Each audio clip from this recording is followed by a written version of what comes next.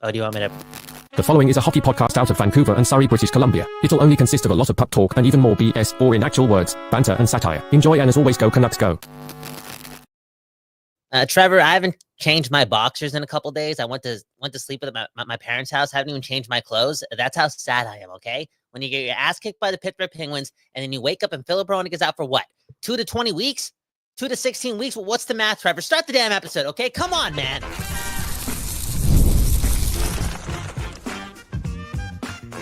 You're Locked On Canucks, your daily podcast on the Vancouver Canucks, part of the Locked On Podcast Network, your team every day.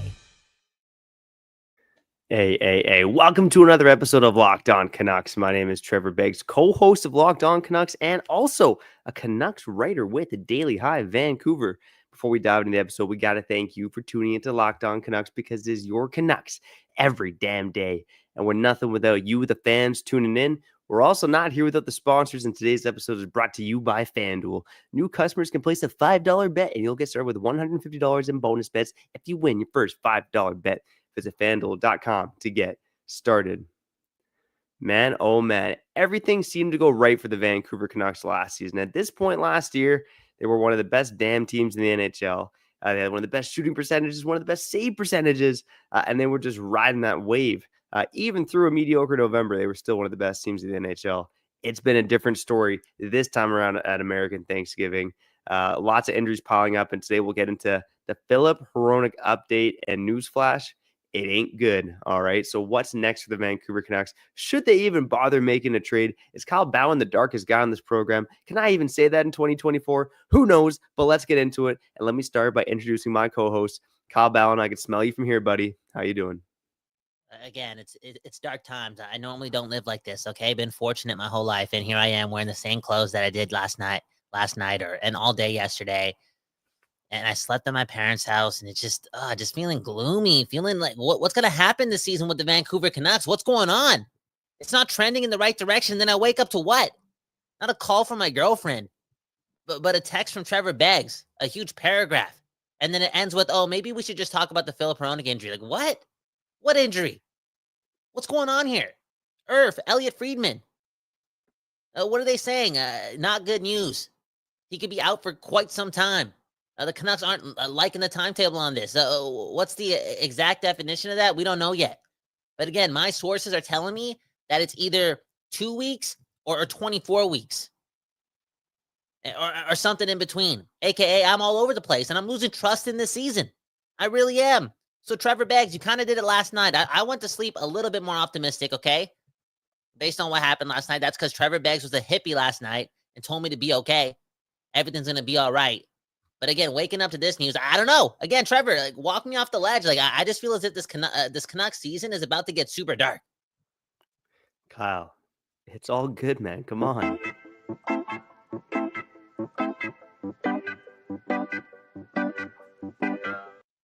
We're only at the quarter mark of the season, and every team goes through their controversy, right? And I mentioned this last night, but for those who didn't tune into the tail end of the postcast, I'm going to mention it again. The Colorado Avalanche, the Edmonton Oilers, your Vancouver Canucks, all the top dogs in the Western Conference, and they've all struggled early on here this season in some capacity. And for a team like the Colorado Avalanche, it's been largely injury-based, okay? The Vancouver Canucks are kind of in a similar situation, right? You don't have Petey for the first 10 games, at least. Not the Elias Pettersson we know and love. You don't have Brock Besser for a couple of weeks. Now you don't have JT Miller. You haven't had Thatcher Demko the whole damn time. Our Calder Trophy nominee caught one of the coldest takes we've ever had. Archer Silovs is one of the worst goalies in the NHL so far this season. A lot has gone wrong for the Vancouver Canucks, yet there they are, still at 11-7-3 on the season. And yeah, I know they've kind of feasted on the weak competition, but that's what you got to do. You can only deal with the schedule that's been in front of you. And look, this Canucks team isn't perfect so far. Right now, they're just barely clinging on to a playoff spot at American Thanksgiving, holding out that second wildcard spot in the Western Conference. They have a goal differential of 0 on the season. But again, the teams I mentioned, the Colorado Avalanche, a -7 goal differential, a 1 point more than the Vancouver Canucks in 2 extra games played. The Edmonton Oilers have played another game than the Canucks, have 1 less point, have a -5 goal differential. The point is, it's early. it's early. The Rangers, another team that have struggled early on here out of the gates. Look, the Hronek injury news, it's scary, all right? And the reports from Hronek is that he could be out a while. Elliot Friedman saying the same thing. Phil Hronek, if you might recall, injured his shoulder or had a shoulder injury prior to being acquired by the Vancouver Canucks. Kyle, back on our first day on Locked On Canucks, back on March 1st of 2023. And look, this is a trying time for the Canucks. And you look at the defense right now, and it's a bit troubling with Hughes being, again, a Hart Trophy candidate and then a bunch of bottom-pairing defensemen. But let's focus on the positives here for a second, okay? Again, no. I'll play the music one more time for you, man. Come on. It's early, man. It's early in the season. We're 21 games in. We got 61 games to go. Can I do math? That's a great question. But Quinn Hughes, at least you have not even just the best defenseman in the NHL, but in my opinion, a Hart Trophy candidate on the back end doing special things. And oh, by the way, he's on the ice for almost half the game. And it doesn't really matter who he plays with. I got thoughts on who he should play with moving forward later on here. But he's been one of the best defensemen in the NHL. You got Eric Brancham, who's risen up too. And look, the Canucks are going to have to make the most of the situation, right? We don't know how long Philip Hronek's out for. Rough reports right now are that it's week to week. Other reports from Irfan Gaffar suggesting that he won't require surgery. So maybe that puts him at, a couple months as opposed to being out for the season. Dude, man, we're not going to survive with Philip Hronek missing a couple months. I'm sorry to break it to you, but we're not talking about the Vancouver Canucks of last year that played with some humility, played with a lot of structure, played within their staples. Like, you know how you face some bad teams and they trap it up and they know how to play defense and they know how to clog it up. This Canucks team, they play like unraveled hockey from time in and time out. It's a little bit different. I would have more confidence this year or at this time with this new news that Philip Hronek could miss 1 week, 2 week, 8 weeks. We don't know the number. I would have more confidence if this team was playing more like a team. But again, they don't have the staples. They gotten their ass kicked 5 or 6 times. I'm going to say 6 times in 21 games. That's pathetic. Like, I don't know if they can lean into structure this time around or their practice habits this time around. Like something seems off, and there's a lot of players missing now. And Philip Hronek is one of their biggest pieces. I mean, last night, I think I read in the Discord, join the Discord, link in the bio. This guy was a +2, barring all that was going against the Vancouver Canucks early on. You know who was pretty bad defensively in the first period? Quinn Hughes. Philip Hronek, I don't think was. He's been solid the whole season. He's been strong. He's been mean. He's been in your face. He's been lugging a lot of minutes too. He's just been really, really good. And the Canucks are going to miss this guy more than they've missed JT Miller. I'll say it, because the Vancouver Canucks defense outside of Hughes and Hronek and Brandstrom, I can't believe we're bringing that guy's name into this, but I guess you got to do it. Let's be nice. Let's be positive. The other guys have just been up in the air, random, chaotic, concerning. Those guys have to step up now and give us more minutes. Mark Friedman supposedly called up. R.C. Baines sent down. That's what I'm hearing too. Like, this is scary. Very, very scary. Yeah, I'm not hitting the panic button yet, and maybe I'm too much of a West Coast hippie. We do live on the West Coast, the best coast here. But look, this Canucks team that is going through controversy through really one of the first times of Rick Tocchet's tenure. Right? There was not a lot of controversy last season, unless you want to count the lack of shots in the playoffs a controversial topic. But when I look at this defense in totality, and I think maybe we'll dive into this maybe more tomorrow. The defense right now, and this shocks me, at even strength, the Canucks have the second lowest expected goals against total in the NHL. And to me, that's a surprising total because it doesn't really match the eye test. Like, we're seeing a lot of chaotic nature from this Canucks defense, especially from the likes of Myers and Soucy and Desharnais. So to me, that's a bit surprising. Like, are the analytics just out to lunch there? Oh yeah, the calculators are not working. The second lowest expected goals against total in the NHL. The calculators are not working or something, straight up. The eye test is the big test, the main test. And even if the data's not telling us the Canucks defense isn't that bad, I'm telling you, it's not that bad. I'm telling you, it's pretty bad. That's what I meant to say. Again, I'm all over the place. You know how bad it is? Think about this, okay? I'm pretty sure Vincent Desharnais is healthy, right? He's taking warm-ups, doing his thing, blah, blah, blah. And Eric Brandstrom is playing way more than him. Noah Juleson is playing way more than him. And then, yeah, the dude that we signed for $2 million per year, who was, Vincent Desharnais, he's got to come into the lineup now based on an injury. And it's like, oh, God, damn, this is dark. This is going to be tough. Again, the Canucks aren't playing like the New Jersey Devils from the early 2000s or like the New York Islanders. Like everyone is just not bought into the system yet. They're not playing like a cohesive team. And now they're dealing with, again, their biggest loss of the season, which is Filip Hronek, right? Their top right-handed defenseman, the guy who plays with Quinn Hughes. Like, this is going to hurt. I know they haven't had Demko, but goaltending is random, okay? Sometimes you can just get, like, miraculous performances. Ask Silovs in the playoffs. Ask Lankinen early on. You see random guys step up. It is what it is. But this one seems dark to me. It's like, oh, how is this going to look? And I think it's going to look bad. Or it's not going to change, and you're going to need more of Lankinen or Demko to just stand on their head, which is possible. I'll say that much. It's possible. It's possible. Again, Lankinen right now sporting a 10-3-2 record with a .909 save percentage and 2 shutouts. He's been an above average goalie this season. Again, when I look at eye test versus the numbers, Lankinen's been above average, but just by a shade, right? He's about 21st overall in terms of save percentage among goalies who have played at least 5 games this season. And the Canucks defense, again, the Canucks aren't allowing a ton of shots. The chances seem to be there. And even when I look at natural stat trick right now, in terms of high danger chances or expected goals in situations where the game is close, the Canucks are about the 10th or 11th best team in the league at shutting things down. The big problem to me is the offense. Trevor, I sorry to cut you off. Like, the big reason for that they're not even way worse in the standings in that department is because they played the easiest schedule in hockey. That is just the truth. If they were playing better teams based on the way they're playing with their structure, they'd be getting smoked in those those fancy stats, okay? Hey, maybe they'd still win those games because when Lankinen's on, he's on, right? He's stolen them some games. That's goaltending. That's part of a winning team sports in hockey. But again, I feel as if they haven't allowed as many shots based on how they've looked in the defensive zone because they played such shitty opponents. Yeah, and to me, it's still the bigger issue is the fact that they're just not getting enough pucks on net. It's to me, it's more offensive than defensive. I mean, I know they're missing JT Miller and Brock Besser is gone for a stretch, but the Canucks, much like last season, are relying on shooting percentage and not relying on creating their own chances and getting enough pucks on net. But I think the offense is a topic for another day. Again, the big update today, Filip Hronek out for quote-unquote a while. Could be week to week, but it doesn't seem like he requires surgery. So, Kyle, the thing I want to touch on the other side is the trade season, baby. Are the Canucks going to make a trade in short order? Should they even make a trade? Kyle's going to tell you why it's not even worth it for the Canucks to find any help at this point, man. The darkest guy in the program. Let's get into it after that. I also want to touch on potential new pairs for the Canucks with Hronek out of the lineup. Again, you listen to Locked On Canucks, your Canucks every damn day. We'll be back after we shout out our friends at FanDuel and Gametime. You know the deal, baby. If you're betting on sports, you got to go use FanDuel, okay? Because that is the place to get in on the action, the sports betting action. Because right now on FanDuel, you can bet $5 and get $150 in bonus bets if you win.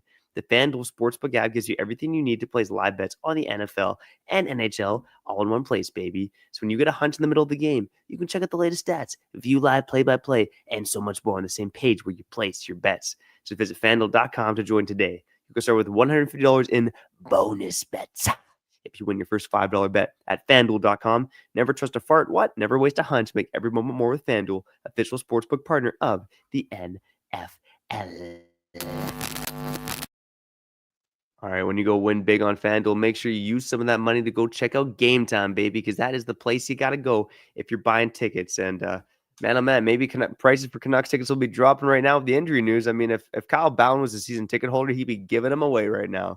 That's how down he is on the Vancouver Canucks. But it's all good because you can find more than just Canuck tickets on Gametime. Kyle and I getting tickets to go see Nelly Furtado, the BC GOAT, man. Let's go. Still looking sexy at the age of 45. What? Unbelievable, man. I hope I look that good at 45. Did you just call it Nelly Furtado sexy when you're planning on going to this concert with your wife? Yeah, but she would agree, so it's all good. Okay. Yeah. Right. Again, go check out the deals on Gametime, whether it's the Canucks, Nelly Furtado, or something else. Gametime has that new feature called Gametime Picks. It makes getting tickets for your favorite live events even easier. Gametime Picks filters out the fluff to show you only incredible deals on great seats, so you don't have to waste your time searching through thousands of tickets. So take the guesswork out of buying tickets with Gametime. Go download that Gametime app, create an account, and use code LOCKEDONNHL for $20 off your first purchase. Terms apply. Again, create an account and redeem code LOCKEDONNHL for $20 off. Download Gametime today. What time is it? It's game time, mother.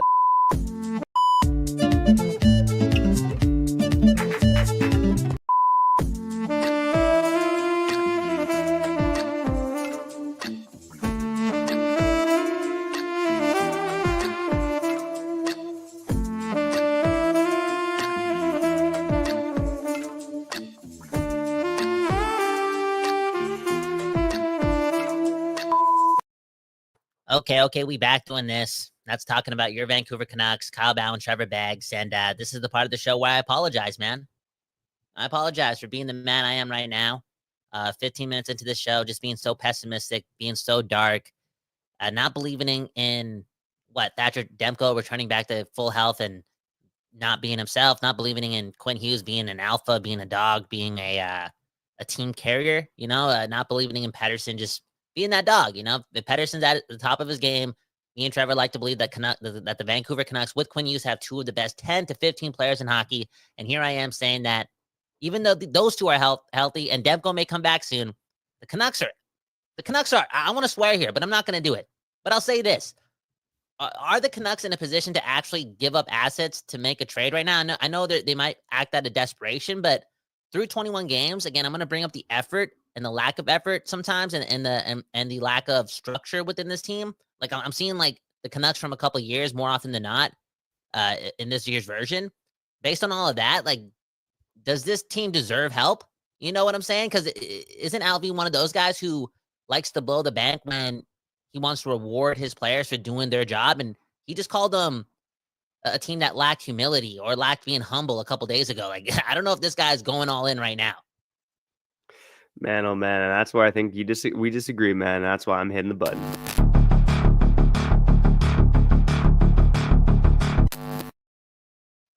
Beggsy versus Bowen. So Kyle Bowen's saying the Canucks are not making a trade right now, that they should not make a trade right now based on the state of this season. And that, again, Alvin, like you said, Kyle, he did make trades last season to reward the team for a good start. And that's what happened when the team acquired Nikita Zadorov on November 30th of last season, as Kurt Richardson points out in the comments. But I think Alvin's also a smart hockey guy. And I think Alvin believes that this team, again, the defense is the crux of the problem right now. I know, again, we brought up the fantasy stats and they're not looking so bad, but it's going to be really hard to rely on moving forward on a defense that doesn't have Hughes and Hronek, as much as I was trying to be a little bit optimistic off the top here. Because one of the reasons, without diving too deep into it, why the Canucks are so good defensively is because they dominate. They dominate the minutes when Hughes and Hronek are on the ice. Oh, yeah. They've been good with Brandstrom on the ice, especially when he was with Desharnais early on.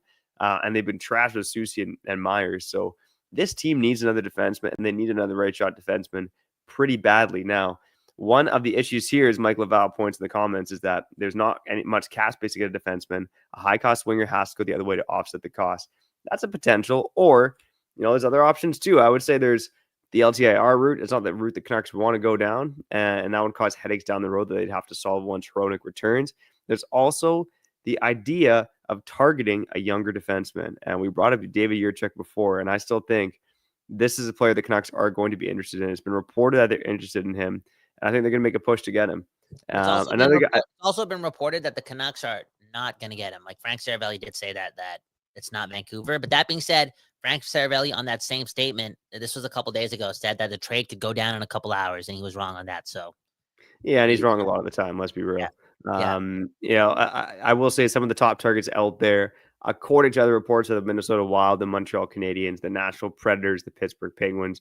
This is the type of player, David Jiricek, that every team would be interested in because he's a highly touted prospect. He's been incredibly productive at the AHL level. He's got 56 points in 89 career AHL games, I believe. Wow. For a 20-year-old defenseman who's 6'4", a right shot guy who's physical, who hits, who knows how to defend. I don't know what the hell the Columbus Blue Jackets have done with this player, why they keep shoving him in and out of the lineup, playing guys like waiver wire fodder Dante Fabro and Jake Christensen, playing this guy while they scratch Jiricek. It doesn't make any sense for a team like the Blue Jackets. So, if they want to move off this player, which it seems like they do based on reporting, I think the Canucks should be interested in it. And look, Kyle, I don't know if Tom Willander should even be off the table or Jonathan Lecker-Mackey. Wow. We're talking about a guy in David Jiricek who has the potential to be a top 4 right shot stalwart for a long time to come. And for me, if you hold on to Tom Willander and you have a right side going through the future of Hronek, Jiricek, and Willander, that is some scary stuff. And that's the kind of thing contending teams do. So for me, I don't know if it's Jiricek, I don't know if it's another player, but I don't think Alvin's ready to flush the season down the tube. And I think that's why he's going to try to make a trade here in short order. Would you do Lecker-Mackey and maybe like a second for Jiricek? I don't know about Lecker-Mackey in a second. Look, you talk about two players from the same draft, right? David Jiricek and Jonathan Lecker-Mackey. I think it's probably almost a 1-for-1 if you're going to do a deal Okay. like that. If the Canucks are Okay. adding something to it, I think it's a pretty marginal piece. And you can make the argument that it's way harder. In fact, way harder to find Juracek than Lekermacki, right? Like that type of player. Yeah, I mean, I think the argument does go both ways, but I do want to bring this comment up from Mother Knucker, who's saying that now teams are going to screw us, knowing that we need to make a trade, prepare to overpay. You know what the funny thing is? The Columbus Blue Jackets are in the exact same situation right now. The whole hockey world knows that David Juracek wants out. The whole hockey world knows the Columbus Blue Jackets are probably going to trade him. So it's not like they're getting some sweetheart deal on this as well either. So another player I will bring up in the younger defenseman conversation is Simon Nemec from the New Jersey Devils. Now, this is even higher pick, second overall, but a guy who's been largely still a bottom pairing guy, hasn't quite progressed forward on that New Jersey blue line. And he's playing on a good team where, they got other good young defensemen there. They got a pretty good blue line this year as long as everyone stays healthy. I do wonder if someone like that could be a target for the Vancouver Canucks as well. I mean, these are big trades to make. These are hard trades to make. But the benefit is you get young players who are going to help you moving forward, and they don't cost a lot on the cap right now. And you know what, Trevor? The more and more I think about my energy towards the Vancouver Canucks making a trade and me kind of hoping that they don't based on, what I've seen from the eye test. Like, I don't know if this core really deserves it based on me having not a lot of faith that they're as good as they were last year. And I'm not talking about the pieces that we're missing. I know that's the ultimate the factor here. Like, you don't have the Cole and the Zadorovs and whatnot, blah, blah, blah. But again, just the separation they're playing within each other, within their system, it just seems a little bit more chaotic. And it seems a tad off. That all being said, if the Canucks are in a position to make a trade and they're going to make a trade for some guy that they can keep for sure for a couple of years and also develop, that's pretty much the only route I'm comfortable with right now. I think we can all agree that based on how the Canucks have played this year, they're out of the Zadorov market, like that type of player. They're out of the Lindholm market based on, again, what they're showing us this year. They're not going the rental route again. Can you agree on that? There's no chance. There's no chance to score. Alvin and Rutherford are too smart. And again, we're talking about a different Vancouver Canucks team through 20 games. Like they just haven't seemed like that team the whole way through. So again, can you agree on that? No rentals coming to Vancouver? I'm not fully agreeing on that. Like, are you talking about do I think it should happen or do I think it will happen or No, won't happen? I guess it won't happen. Like, there's no chance this team goes yeah. after. I don't think it's a zero chance situation. I actually think there's a chance it happens. Look, I still think you look at the season so far. Again, the Canucks still have a decent record despite their struggles. Sure, they don't look exactly like the same team, but they've gone through way more controversy. I still think Patrick Allvin believes in this team. Kyle, to your point, I wonder if he does wait until the Canucks go through his tougher stretch of games, which I think is starting to come up at the end of this road trip. I mean, look, the Buffalo Sabres are on a bit of a run right now, but Buffalo and Detroit don't really scare you too much. Then after that, the Canucks finish the road trip against the Wild. I got the Blue Jackets, Lightning, Blues, Panthers, Bruins, Avalanche. So it's not like a murderer's row of teams, but I do wonder if they wait until closer to Christmas to see how the Canucks do in games against the Wild, the Lightning, the Panthers, the Avalanche, and the Golden Knights coming up as well. But again, if Philip Brown is going to be out for a while here, I actually think that Allvin might feel the need to press a trade harder if the Canucks struggle without Philip Hronek in the lineup. Like if the offense shows something and the goaltending shows something, but the defense still really sucks, which it probably will, I think that might be the trigger point for Patrick Allvin. What a fascinating season, man. So many moving parts. Again, so far this season, the Canucks haven't had Dakota Joshua from parts of the season, Thatcher Demko for all of the season. Elias Pettersson was missing for half the season. Brock Besser with a concussion for 6 or 7 games. Miller out for personal reasons. Now Hronek. It's like, whoa. All that being said, Trevor, again, this is why I like to vent, man. Adversity, man. You face it early on. You're more prepared for it later when it really matters in do or die situations. So I agree with this argument that I'm making in my mind right now, just to get onto the positive side. Okay, I'm smoking that adversity. It's a good thing. It's a good thing that the Canucks have to go through this right now. Because again, Trevor, you know what? Even if we finish as a wild card team or whatever, blah, blah, blah, we have less regular season points as we did last year. Who cares? Who cares? This team hasn't won a cup in 55,000 plus years. They don't have one of those. We don't give a ish about the regular season, okay? Get better towards the end of the season, right before the playoffs. Make the dance. You still have a chance. Boom, bam. I'm on board. Go Canucks, go. Go Canucks, go. Never a dull moment in Canucks line, and that's why we got you covered here. And we love doing this Locked On Canucks, your Canucks every day. Let's take a quick break here. On the other side, I want to talk about potential D pairings for the Canucks with Filip Hronek out of the lineup and get to some of your comments as well as we wrap up here on Locked On Canucks. We'll be back on the other side after we shout out our friends over at Bilt Reward.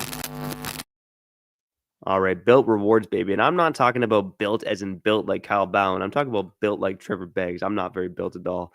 But that's nothing to do with that. Okay, what am I talking about? Okay, if you're a renter, make sure you go check out Bilt, okay? Because I am also a renter. And Bilt, they got the renters' backs, okay? You can earn points on your rent when you pay your rent through Bilt. You don't have to check with your landlord, okay? F that guy or gal and start earning points that you can use towards flights, hotel stays, fitness classes, and even your next rent payment. Let me break it down for you. There's no cost to join Bilt, and as a member, you'll earn valuable points on rent and on your everyday spending. Bilt points can be transferred to your favorite hotels or airlines, and even the ones you haven't heard yet, okay? Points can also be redeemed towards a future rent payment and unique experiences that only Bilt members can access. So if you're not earning points on rent, my question is, what the hell is wrong with you? Start earning points on your rent. You're already paying by going to joinbilt.com/lockedonnhl. That's joinbilt.com/lockedonnhl. Make sure to use the URL so that they know that we sent you. Join Bilt/lockedonnhl. Start earning points on your rent payments today. Ba, ba, ba, ba, ba, ba, ba.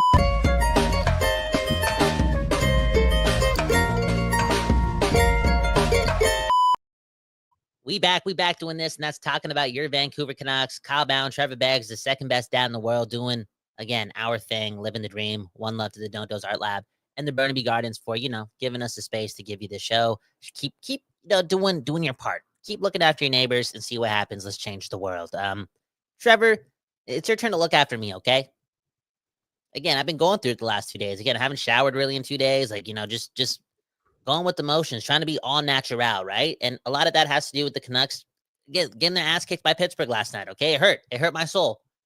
Because for the first time all season long, I was like, damn, is this team going to make it to April? Is this team going to make it to May? This is chaotic. All that being said, Trevor Beggs, again, just calm me down. Say something new. Don't talk about it. It's still being early, blah, blah, blah. Don't talk about Quinn Hughes. Talk about something else, okay? Give me another reason why I should be way, way, way hopeful like I was early on. Like, this team's a contender. Like, why should I get back on track with that wagon? Well, I think there's a few reasons for me, but you already axed out a couple of them. One reason we haven't talked about yet is Thatcher Demko is, reportedly expected to be back within the next week. And he could be back by the end of the road trip here. Like, that's going to be a big bonus to the Vancouver Canucks. I mean, even if he's not the Demko of old right off the bat, knock on wood, he's likely to be better than Archer Silovs, who, again, has an .847 save percentage, the second worst in the NHL behind Montreal backup Caden Primo so far this season.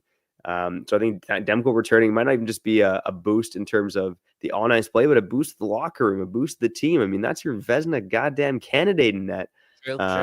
So, I mean, in general, I think the other thing, too, is I do wonder if there's another gear for this coaching staff. We talked about Rick Tocchet last night, but Adam Foote as well.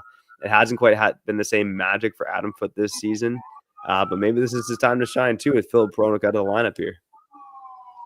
No, you're right on that, and he's an uber competitor, right? He's one of those dogs, a former Stanley Cup champ, been around the best, had a really good year last year. And, we were talking about Adam Foote possibly being a head coaching candidate at the end of this season if he had another successful run. And yeah, he kind of has to join Tocchet in this dream of mine, right? When I think about the next phase of the Vancouver Canucks, the next quarter, the next 20 games, again, now we just got dealt another blow with the Hronek news. I feel as if we kind of need the champions in the room, not Quinn Hughes, not Elias Pettersson, not Connor Garland, not these guys. I'm talking about Rick Tocchet and now Adam Foote, as Trevor's alluding to just step up their game. Bring another element of your coaching regimen into the fold, because these boys need some motivation. And maybe, just maybe, the more aggressive nature from those two, or just those two being more thorough and more consistent with their voice in the room, allows this team to glue quicker. And that translates to, again, more structure on the ice, because that's the biggest concerning part for me on this team. Like, it just, there's so many lapses of looking like a bad hockey team where I feel as if they've already met the quota that they hit last year through 82 games in the regular season. Like, we have looked bad at so many parts, and I don't know if it's the messaging not going through, but this team has to get its ish together. And I wonder if Adam Foote and Rick Tocchet, and more specifically Rick Tocchet, can bring some more fire to the equation that ironically can, mesh this team together. Yeah, I mean, potentially, right? And they're going to have to get creative with the defense for sure. And let's get to a couple comments here suggesting about what the Canucks might do with their defense. Mother Knucker, shout out to going to the steakhouse for American Thanksgiving. Happy American Thanksgiving to our American listeners right now. He's saying, time to call up DPD, see what he can do at this level. Bob Bluger saying, elevate Branny, a.k.a. the franchise. And Mike Laval pointing out the pairs that he wants to see. And he's saying Hughes, Brandstrom, Susie, Juleson, Pedersen, and Myers. Look, one combo that I would be interested to see moving forward here would be actually Hughes and Carson Soucy. Now, in limited minutes together so far this season, the two lead the Canucks, rocking an expected goals for percentage of 76.9% when they're on the ice. They're one of the only pairs that, when they've been playing together, have actually been producing offense. I mean, those two have produced offense at a higher clip than Hughes and Hronek, for instance. Again, very limited minutes. But I wonder if something like, again, before Hronek got hurt, I was kind of wondering about a Hughes, Soucy, Brandstrom, Hronek top four for your Vancouver Canucks. Stick Myers and forward on the bottom pairing. Now with Hronek out, again, here it's looking thin overall. But I do wonder if you kind of have I would have Myers compete for a spot with guys like Juleson and Desharnais and have kind of Hughes, Soucy, Brandstrom as your top three. Hopefully, when Forbort comes back, hopefully it's soon, he can kind of hold up a bottom pairing with Tyler Myers. But again, it kind of highlights the need for the Canucks need help right now on the back end. I want to get to one more comment from Mike Laval as we're continuing the trade conversation here. He's saying, how about a Höglander and a pick or two for David Jiricek? I would like to keep the ELC players. I think if you're trading Jiricek, it is Höglander, a first, and probably another pick. And probably a similar package for Simon Nemec, who ironically doesn't have the trade heat right now, but is in a similar situation. I mean, Simon Nemec in New Jersey has played 9 NHL games this season, has 1 assist, got demoted to the AHL 3 weeks ago, and has 1 assist in 7 games down there. And this is the player who showed he can play in the NHL last season. It has not worked out under a new coach so far. I do still wonder if that might be a player who needs a change of scenery as well. And maybe you get him at a little less than what he's actually worth, but still going to be a high package. Man, oh man. Just again, you talking about Nemec and Jiricek, and you're like, okay, you hope for the best, you hope for the best, you hope for the best. But the more and more you talk about the possible acquisition of both those guys, the more and more I think that they get better next year, not this year. And to me, that's all right. The Canucks have a cup window right now, and it's not ending this year. Okay, fair enough. To me, that's fine. And you need players on cheap contracts. I mean, every winning team has that. And the Canucks don't really have that right now unless Lecker-Mackey or Verlander make an impact. So to me, I think those should be two of the top targets for the Vancouver Canucks because I think both those guys can play, and they're both right shot defensemen that are incredibly hard to find. And we didn't like the acquisition cost for Filip Hronek at the time, and that trade has worked out pretty damn well. And I do think a trade for Jiricek or Nemec could work out pretty damn well as well. You know what, Trevor? Let's end it on this note too. Like you briefly touched on Myers and Soucy and whatnot during this whole spiel about possibly getting Nemec and blah blah blah, and the pair should look like this and all that jazz. Let's do this, okay? And maybe we should do like a Begsy's ballad for you to really end this thing off and then sign us out, okay? But it's time. It's time for Carson Soucy and Tyler Myers, some of the vets on this team, to be completely accountable. Straight up. Like, raise your floor. Raise your ceiling. No, F your ceiling right now. Okay, just raise your floor because this is horrendous. This is pathetic. You two are playing like some of the worst defensemen in hockey right now, and that's not good enough. It's your turn to be accountable. Do something. Be better. Yo, like, look at the irony, right? Erik Brannstrom statistically may have had his worst game last night against Pittsburgh. Who was he playing with? Tyler Myers. The guy's been an anchor all season long. And yeah, Soucy's got to be better, but do the math. Tyler Myers not being good, not being at least 82 overall, it's holding Soucy back just a bit, putting a little bit more pressure on that guy. It is. Now, Soucy's a man. He's got to be better, and I hope he gets better. But Tyler Myers, man, stop playing like you're one of the worst D-men in the league again. You already did that with us for 5 years. You played good last year, UFA season, got yourself a new contract, and what? You're comfortable now? Be better. Be way better. The team needs you. These guys that love you, 1,000 games, let's make this guy a t-shirt, my favorite teammate. Yo, screw being the moral guy, okay? The morale guy, the glue guy. Be a good hockey player again. This team needs you.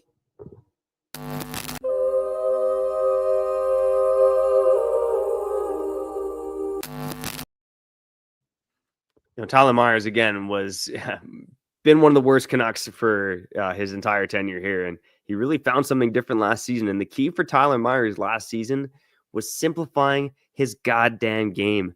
Enough of the crazy pinches, enough of the trying to play hero. He simplified his game, and he's completely gotten away from that this season. You look at most of the goals he gets burned on, it's him pinching up at the blue line, pinching up in the neutral zone. Dude, you are 6'8". Rely on your reach, rely on your positioning. You are the biggest veteran on the team. And I do think, Kyle, to your point, I think some of Myers' bad habits are rubbing off on Carson Soucy as well. I mean, these big tree trunk defensemen in theory can work if they stay in their lane and play their game. And those guys are not staying in their lane or playing their game right now. Look, I know they've been separated. You can decrease their ice time. And fortunately, their ice time is probably going to increase, especially in Myers' case now. But don't try to be a hero. Just play your game. Stay in your goddamn lane, okay? And that's, I think, the best advice for Tyler Myers and Carson Soucy. But let's end it off on one comment here from Birdhole Shirt Sticks, okay? I don't know. I butchered that. But he's saying, hey, can everyone give a follow to Burn Sticks? No, get everyone give a follow to Burn Sticks. This guy's showing the love. This guy's showing the support. This guy's doing the right thing. This guy may be Trevor Beggs' brother, okay? Long lost brother, the optimistic hippie himself, okay? Trevor Beggs, read this comment. Go Canucks, go. Hit the like button right now. We're going to win. We're going to win. Me and Trevor are going to go to a Nelly Furtado concert with our girls. We're going to buy each other like 6 or 7 rounds. We're going to have a fun time. We're going to be going to a jazz concert after. What? Late night after hours jazz party? Why not? Where am I going with this? Go Canucks, go. Read the comment. Get out of here, Trevor. Jazz Club or Gorgamish, who knows, man? But here's what Burn Stick says, and we're going to end it on this note. He says, cheer up. We're getting players back. Joshua, Demko, Besser, Miller, be back soon. This team is going to rock December. Got a feeling they're going to make all of you eat your words. Burn Sticks, I hope you make anything bad about this team. I hope you make me eat my words. Vancouver Canucks and Burn Sticks. So shout out to you. Whether you're an optimist or a pessimist, we appreciate the hell out of you for tuning in to Locked On Canucks. If you like what we're doing, make sure you go subscribe and like this video on YouTube. On the podcast side, go follow us and leave a 5-star review, baby. It is Christmas season, and guess what? We got some shirts for sale. Link in the bio, not associated with Locked On Canucks. I'm still in love with this one. Hate's a strong word, but F the Oilers, home with the West Coast buys. That one's going to my children's stockings. And look at this beauty right here. Lank is dank. Shout out to you, Kyle Bowen, you creative bastard. Shout out to the 420 friendly people on the show. Again, we appreciate you for tuning in to Locked On Canucks. We'll be back tomorrow, Kyle, maybe after the Canucks play the Sabres, because the Canucks play at noon tomorrow. Let's do a postcast after that. Let's do it. One more comment from Roland there. No, it's okay. One more comment from Roland that Kyle wanted me to point out. Oh no, I the didn't want you to the point it alpha out. males if they're not fighting. Sorry to cut you off. I didn't want you to point it out. Like, I literally just seen a bunch of people talking about like Miller won't come back unless Pettersson's trading, all this stuff, because that Mike guy, aka Harpoon, is still in the comments just trolling away. And it's like Roland hits the nail on the head here. Okay, PD and Miller, they're all right. It's all good. It's all good at Applewood. Okay, stop talking about that. One left to Miller. Take your time, bro. Yeah, there we go, man. Pete is gonna kill it, and we'll be back here on another episode of Locked On Canucks. See you next time. Peace.